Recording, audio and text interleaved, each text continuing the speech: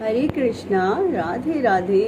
कैसे हैं आप सभी लोग? मुझे उम्मीद है आप सभी लोग अच्छे होंगे, खुश होंगे और अपनी अपनी लाइफ में बहुत ही अच्छे से एंजॉय कर रहे होंगे। और हमारे राधे कृष्णा जी की कृपा, हमारे बिहारी जी की कृपा आप सभी पर खूब जम जम कर बरस रही होगी, खूब भर भर कर बरस रही होगी। ठीक है, इसी के साथ वीडियो शुरू करते हैं। Let's continue and stay connected. Please video को लाइक शेयर एंड सब्सक्राइब ज़रूर से कीजिएगा।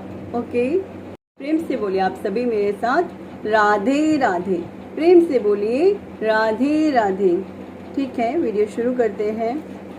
जो सब जीवों के लिए रात्रि है वह आत्म संयमी के जागने का समय है, और जो समस्त जीवों के जागने का समय है वह आत्मनिरीक्षक मुनि के लिए रात्रि है। पता है क्या होता है?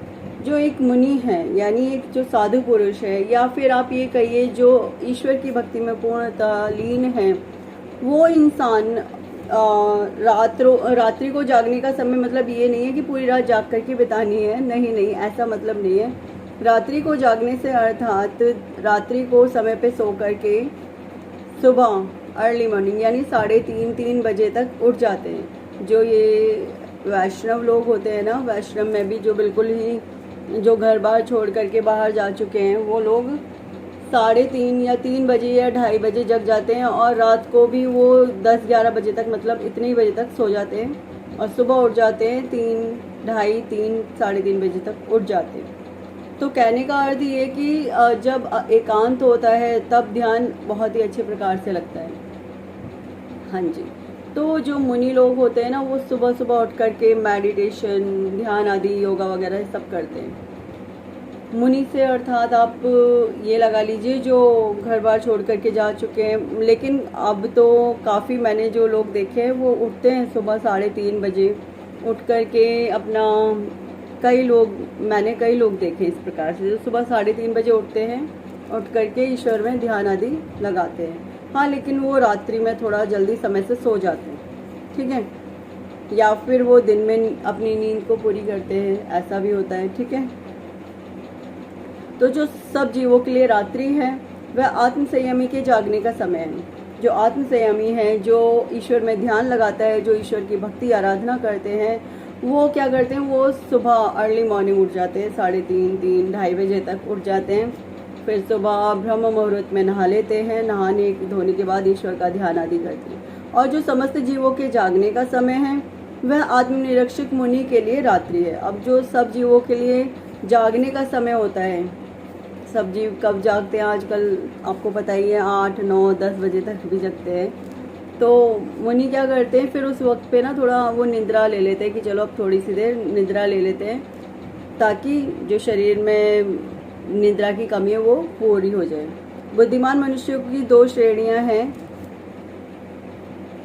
एक श्रेणी के मनुष्य इंद्रिय तृप्ति के लिए भौतिक कार्य में निपुण होते हैं, और दूसरी श्रेणी के मनुष्य आत्मनिरीक्षक हैं जो आत्म साक्षात्कार के अनुशीलन के लिए जागते हैं।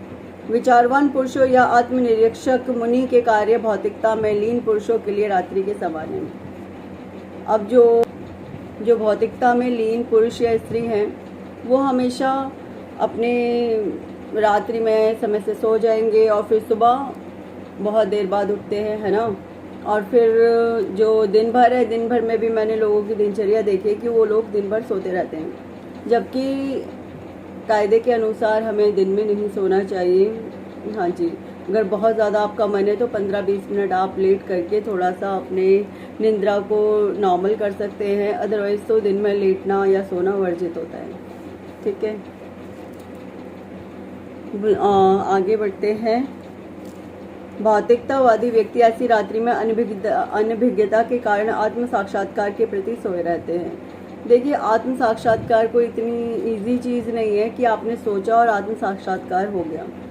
आत्म साक्षात्कार यानी खुद का ज्ञान होना, खुद का बोध होना, इस धरती पर हम क्यों आए इस बात का बोध होना। ठीक है, आत्म साक्षात्कार यानी मनुष्य को ज्ञान की प्राप्ति होना। वो आप कहोगे हम पढ़े लिखे तो हैं, तो ज्ञान की प्राप्ति तो हमें हो गई है, ऐसी बात थोड़े ना है। हमने ये वाली क्लास कर रखी है, हमने इंजीनियरिंग कर रखी है, हमने भी और डॉक्टरी कर रखी है, और हमने जाने कौन कौन सी डिग्रियां हासिल कर रखी हैं। तो जनाब, बात ये है कि आपने चाहे कोई भी डिग्री हासिल कर रखी है, बट वो भौतिक ज्ञान है। एक समय के बाद वो ज्ञान खत्म हो जाता है, वो ज्ञान अपने समय के साथ समाप्त हो जाता है। सपोज आप वकील हैं, सपोज, ठीक है, आप वकील हैं, और वकील का काम क्या है? कोर्ट में जाकर के, कचहरी में जाकर के काम करना, अदालत में न्याय दिलवाना जो लोग आएंगे उनको, ठीक है। लेकिन अब जब आपकी एज हो जाएगी, एक टाइम बाद जब आपकी एज कंप्लीट होगी, अप्रोक्स 60 से ऊपर जब हो जाओगे, तब आपकी उम्र नहीं रह जाएगी कि आप वकालत कर पाओगे। घर में क्या वकालत करने वाले हो? फिर उसके बाद नहीं चलेगी ना। घर में वकालत थोड़े ना होगी। घर में तो क्या है, घर में घर के तरीके से चीज़ें चलानी पड़ेगी। और बुढ़ापे में आकर के क्या, बुढ़ापे में आकर के तो फिर हमको ईश्वर में थोड़ा ध्यान भी लगाना पड़ेगा। अब ज्ञान तो प्राप्त हुआ ही नहीं था हमें, जो ज्ञान चाहिए था, अब क्या करें? अब ज्ञान प्राप्त होगा बुढ़ापे में जाके। माफ़ कीजिए, सूखे हुए फूल तो ईश्वर को चढ़ाए ही नहीं जाते हैं, और जो चढ़ाने की कोशिश की जाती है तो उनको हटा दिया जाता है। अरे ये सूखे हुए फूल हैं, इन्हें हटाओ, ये नहीं चढ़ाए जा सकते पूजा में। तो आप जब इस अवस्था में ही नहीं होंगे कि आप बिल्कुल किसी कार्य को करने के लायक भी होंगे, आपको व्रत रखने के लिए अगर कह दिया जाए बुढ़ापे में जाके, तो आप व्रत रख पाएंगे? अरे अब शरीर साथ नहीं देता, अब हमारे बस की नहीं है बुढ़ापे में व्रत रखना।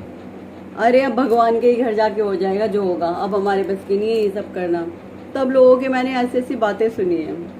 वो लोग कहते हैं कुछ नहीं होते, मरने के बाद क्या, मरने के बाद तो पता नहीं आत्मा कहाँ जाती कहाँ नहीं जाती, मर जाते हैं सब।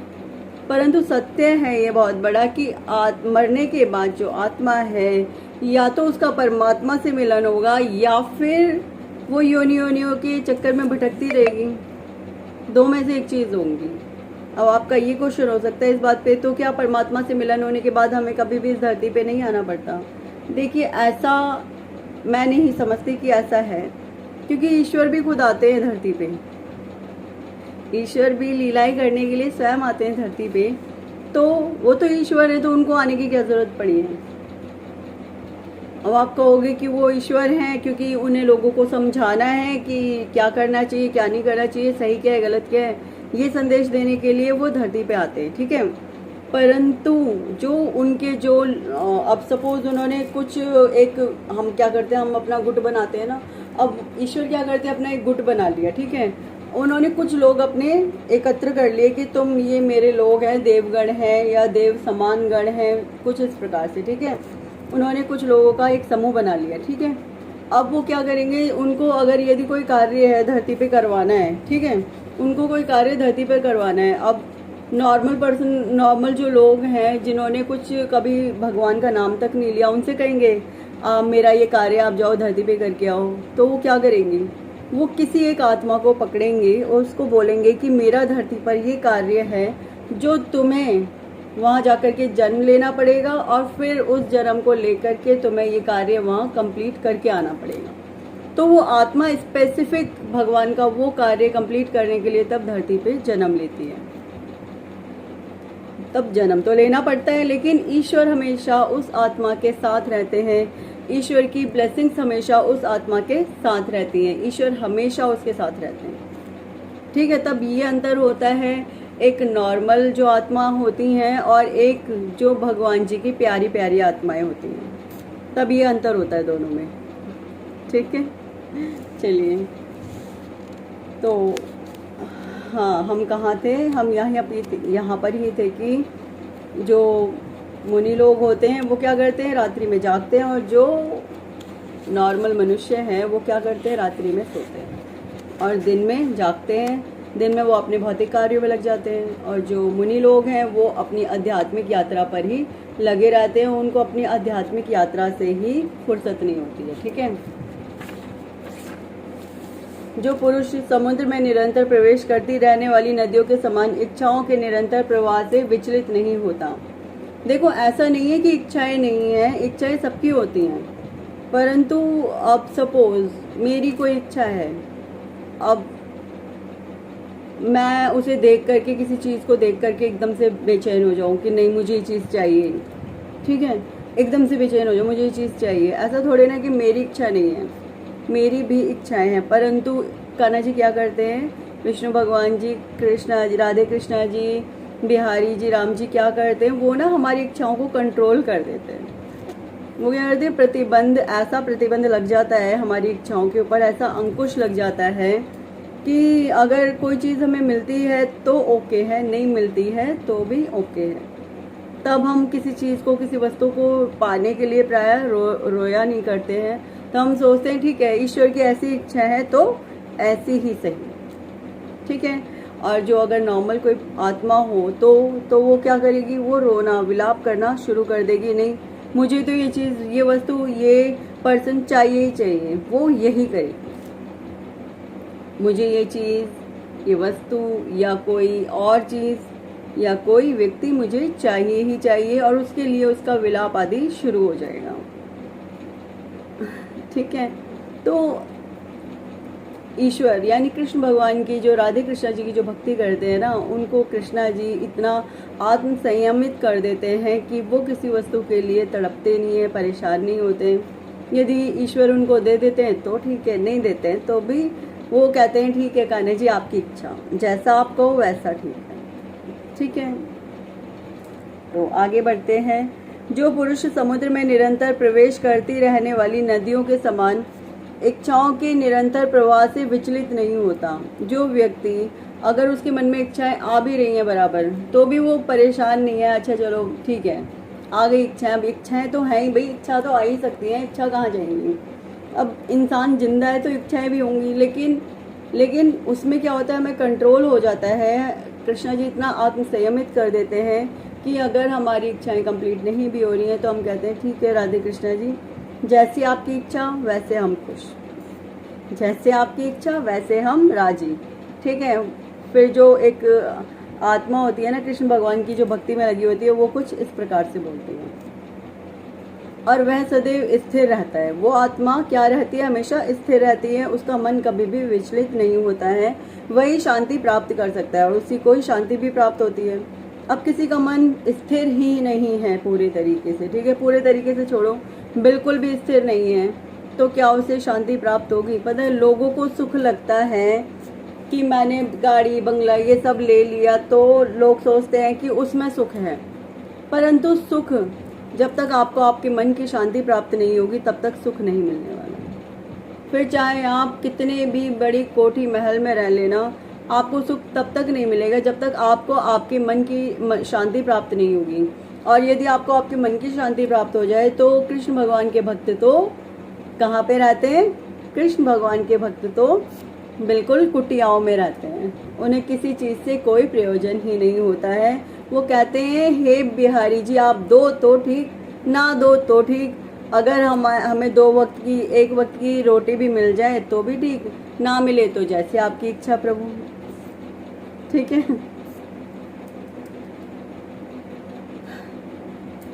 वही शांति प्राप्त कर सकता है, वह नहीं जो ऐसी इच्छाओं को तुष्ट करने की चेष्टा करता हो।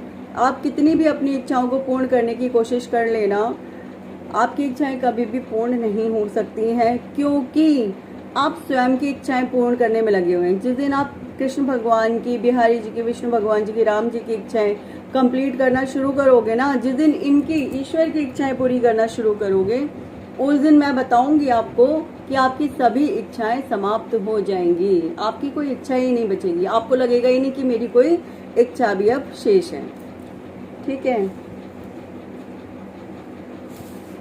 जिस व्यक्ति ने इंद्रिय तृप्ति की समस्त इच्छाओं का परित्याग कर दिया है, जो इच्छाओं से रहित रहता है और जिसने सारी ममता त्याग दी है तथा अहंकार से रहित है, वही वास्तविक शांति को प्राप्त कर सकता है। पता है यदि किसी को वास्तव में शांति प्राप्त हो जाए, शांति से मतलब कोई स्त्री नहीं है, शांति यानी आपके मन की शांति, आपके मन की शीतलता, आपके मन का सुकून, ठीक है। तो किसी व्यक्ति को कोई व्यक्ति यदि पूर्ण रूप से आत्म संयमित हो जाए, मन से स्थिर हो जाए, उसे शांति प्राप्त हो जाए, तो ऐसी स्थिति में चाहे कितनी भी बड़ी प्रॉब्लम आ जाए उसके सामने, वो स्थिर रहता है। कितनी भी बड़ी से बड़ी प्रॉब्लम आ जाए, वो अपना धैर्य नहीं खोता है, वो अपना धैर्य नहीं खराब करता है वो खराब नहीं करता एक्चुअली। ईश्वर उसको इतना आत्म संयमित कर देते हैं कि कोई भी बड़ी से बड़ी कोई प्रॉब्लम क्यों ना हो जाए उसे कोई फर्क नहीं पड़ता। तो ठीक है भाई, कान्हा जी संभाल लेंगे, हमें टेंशन लेने की ज़रूरत नहीं है। बैठे हैं वो पीछे टेंशन लेने के लिए, हम क्यों टेंशन लें, है ना।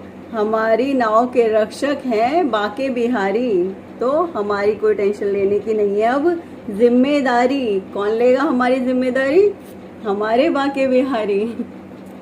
ठीक है, तो जिसकी नाव के रक्षक है बनवारी, उसको टेंशन लेने की नहीं है कोई जिम्मेदारी। ठीक है, तो जैसे ही आप अपनी जीवन की जो डोर है ना, अपने ईश्वर को, कृष्ण भगवान जी को, बिहारी जी को, हमारे श्री हरि भगवान को समर्पित करते हैं, श्री विष्णु भगवान को समर्पित करते हैं, वैसे ही आपके जीवन की जितनी भी जिम्मेदारी है ना, वो स्वयं से उठाना शुरू कर देते हैं।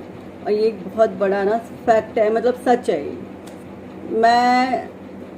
मैं जानती हूँ कि मतलब ये चीज़ ना, कृष्ण भगवान का नाम ऐसा नाम है, कोई मरता हुआ व्यक्ति ले लेना तो वापस से जीना शुरू कर देगा, ऐसा नाम है कृष्ण भगवान का नाम।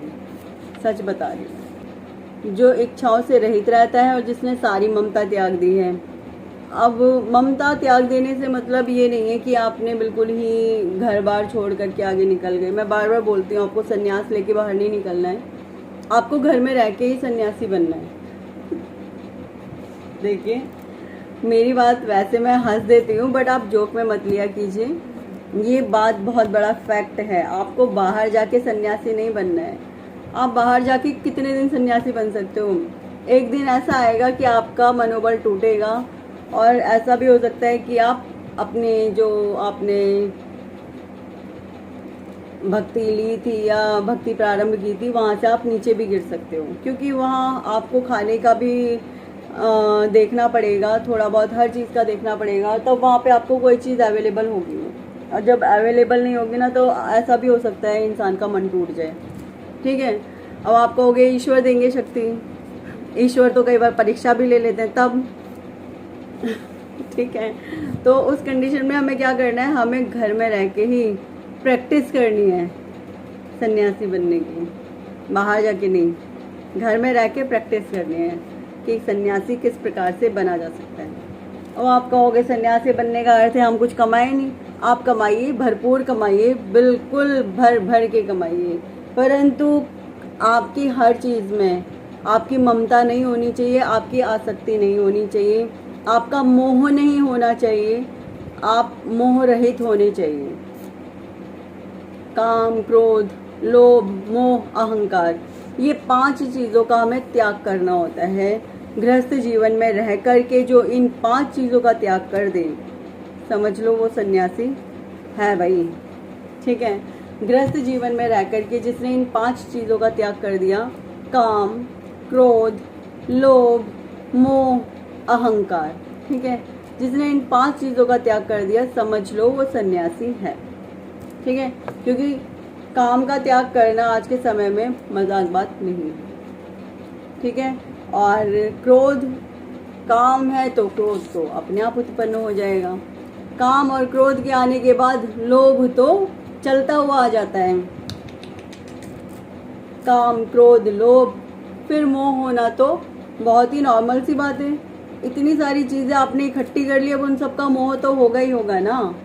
और अहंकार, मेरे पास ये है, मैंने इतना किया है, मैं ये कर सकता हूँ, मैं ये कर सकती हूँ, मैं ऐसे कर सकती हूँ, मैं वैसे कर सकती हूँ, तो अहंकार भी आ गया पीछे पीछे। अब तो मैं बस यही कहना चाहती हूँ, यदि आपको पूर्ण रूप से चाहते हो कि हाँ ईश्वर की भक्ति में लीन होना है, तो सबसे पहले इन 5 चीज़ों का त्याग कर दीजिए, या फिर आप कृष्ण भगवान के चरणों में गिर पड़िए, वो अपने आप ही सारी चीज़ों का त्याग करा देते हैं। ठीक है, आपको परेशान नहीं होना पड़ेगा, आपको अपने आप से ना प्रयास नहीं करना पड़ेगा कि कान्हा जी कि अब मुझे ये चीज़ छोड़नी है, काम छोड़ना है, क्रोध छोड़ना है, लोभ छोड़ना है, मोह छोड़ना है, अहंकार छोड़ना है। आपको कुछ नहीं छोड़ना पड़ेगा, वो खुद ही छुड़ा देंगे। कहेंगे आ जाओ, अब मेरी शरण में आ गए बेटा, बैठ जाओ, आ जाओ, बैठ जाओ, मेरी शरण में आ गए हो, अब तुम यहाँ पर आ गए हो, अब मैं स्वयं से ही तुम्हारी सारी चीज़ें छुड़वा दूंगा, तुम्हें कुछ छोड़ने की स्वयं से आवश्यकता नहीं पड़ेगी। ठीक है, वो खुद ही छुड़वा देते हैं। फिर वो ऐसा कर देंगे इंसान को कि उसके मन में किसी चीज़ के लिए कोई भी परेशानी या लालसा रह ही नहीं जाती है। ठीक है, ये आध्यात्मिक, पता है जब शुरू में मैंने कान्हा जी की भक्ति करना शुरू किया था तो मुझसे लोग कहते थे कि कृष्णा जी की भक्ति नहीं करनी है। मैंने कहा क्यों नहीं करनी है, एकादशी का व्रत तो तुम बिल्कुल नहीं रखोगे। मैंने कहा क्यों नहीं रखना है, कारण बता दो मुझे। मतलब मैंने बहुत अपोज किया, लोगों ने मेरा बहुत अपोज किया, बट मैंने एक बात ठान ली थी कि अब तो भक्ति करनी है तो करनी है। अब चाहे दुनिया मेरे खिलाफ हो जाए मुझे फर्क नहीं पड़ेगा। अब मुझे कृष्ण भगवान की भक्ति करनी है तो करनी है। तब उस वक्त या तो इन्होंने मेरे अंदर वो दीपक जला दिया था भक्ति का, या ये समय था भक्ति का, मुझे नहीं पता। परंतु उस वक्त कुछ ऐसे हुआ था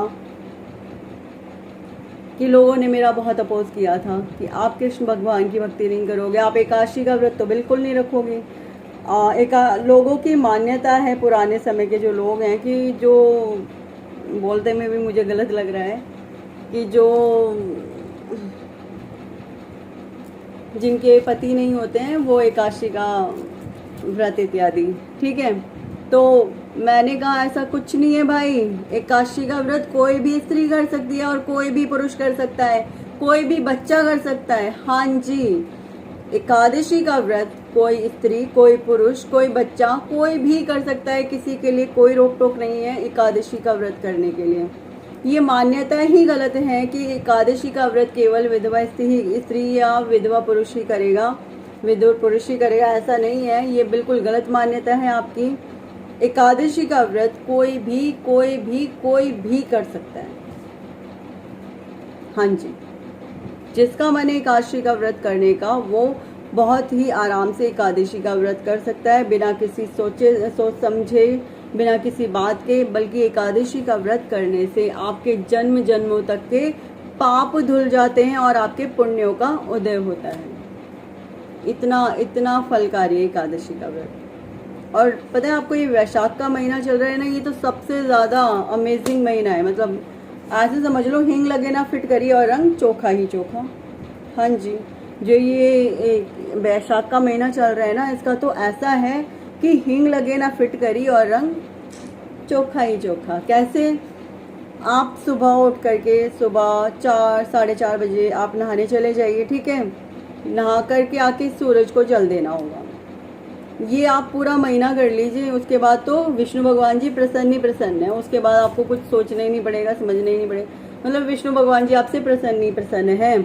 और इस महीने में यदि गलती से एकादशी का व्रत कर लिया या कोई एकादुक का इधर उधर का कोई दिन का व्रत कर लिया तो फिर वारे नहीं आ रहे हर तरीके से। हाँ जी, और ऐसा नहीं है कि सिर्फ ये भक्ति में ही आगे बढ़ाते हैं। यदि आपकी कोई इच्छा है तो उस मनोकामना को भी ये पूर्ण करते हैं। आप आजमा के देख लीजिए वैशाख के महीने में। मतलब मैं गारंटी से चाहो तो मैं लिख के दे सकती हूँ कि वैशाख के महीने में किया हुआ कोई भी पुण्य कर्म आपको या तो भक्ति की तरफ ऊपर लेके जाएगा, या फिर आपको अगर भौतिकता में भी ऊपर उठना चाहते हैं ना, तो ये आपकी बहुत मदद करेंगे। सीरियसली, एक तरीके से लालच दे रहे हैं। तो आप आगे बढ़िए और ग्रैब करिए, मतलब मौका ले लीजिए, हाथ से जाने मत दीजिए। ठीक है ना। और जो ये वैशाख का महीना चल रहा है, इसमें महात्म्य पढ़ना सुनना होता है। और महात्म्य मतलब वैशाख के महीने की कथा होती है, वो पढ़नी सुननी होती है इस तरीके से। और सूरज को जल देना होता है, सुबह सुबह उठ करके नहा लो। कोई लोग तो एक महीने का व्रत भी करते हैं वैशाख के महीने में। जो कर पाते हैं वो करते हैं। ठीक है ना। आप नहीं कर सकते, इट्स ओके, पूरी तरीके से ओके हैं। ठीक है। हाँ जी, ओके। वीडियो अब लंबी होती जा रही है बहुत, तो इसी के साथ अब मैं विराम लेती हूँ। और प्रेम से बोलिए आप सभी मेरे साथ, राधे राधे। प्रेम से बोलिए राधे राधे।